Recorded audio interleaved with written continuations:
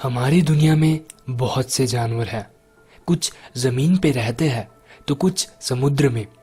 हमारी पृथ्वी में बहुत से ऐसे जानवर हैं जिन्हें हमने अभी तक शायद देखा भी नहीं है।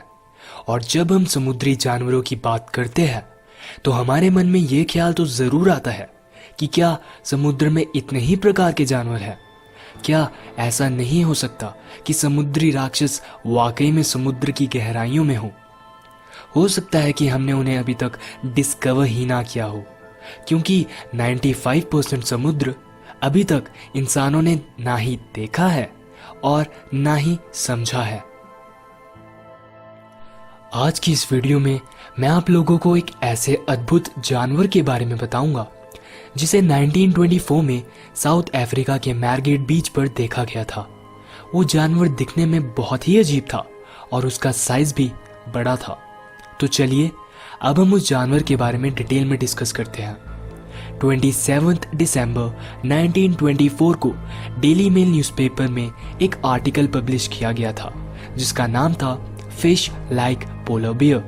आर्टिकल में एक बहुत ही रहस्यमय जानवर के बारे में बताया गया था जो कि 2 किलर व्हेल्स के साथ पानी में लड़ रहा था।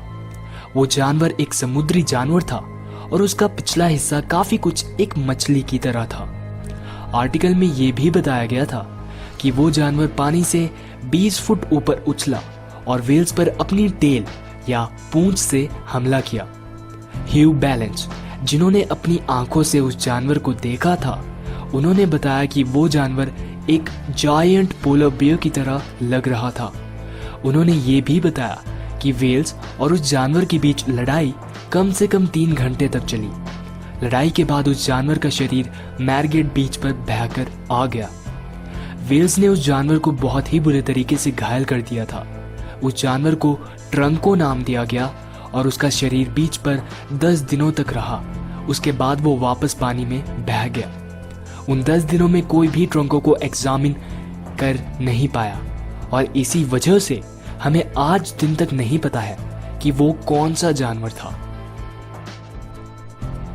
कुछ विटनेसेस जिन्होंने ट्रंको के शरीर को बीच पर देखा था, उन्होंने बताया कि वो लगभग 154 मीटर्स बड़ा, 14 मीटर्स चौड़ा और लगभग 2 मीटर्स ऊंचा था।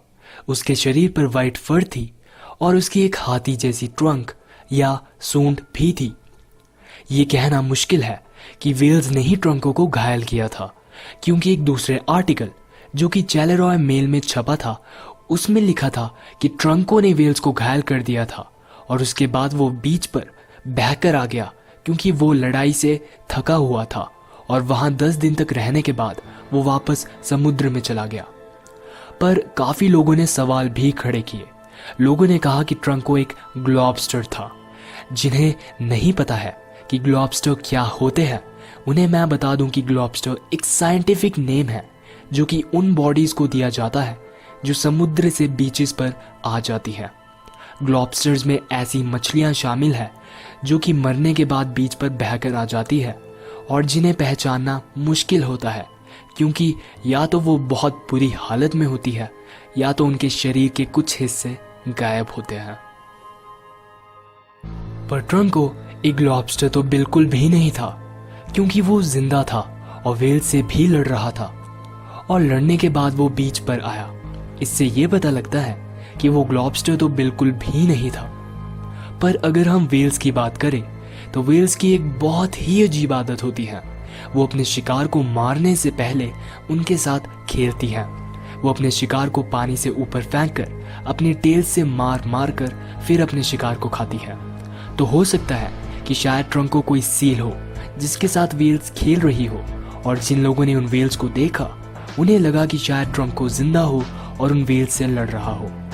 पर फिर भी कोई ऐसा पक्का सबूत नहीं है जिससे हम ये कह सकते हैं। तो आखिर ट्रंको था क्या? क्या वो किसी मछली या सील की डेड बॉडी थी, या फिर वो वाकई में एक नई प्रजाति का जानवर था जिसे हमने अभी तक डिस्कवर नहीं किया है? आप लोगों को क्या लगता है? कमेंट सेक्शन में अपने व्यूज मेरे साथ शेयर जरूर करें। आज के लिए फिलहाल इतना ही। मिलते हैं अगली वीडियो में।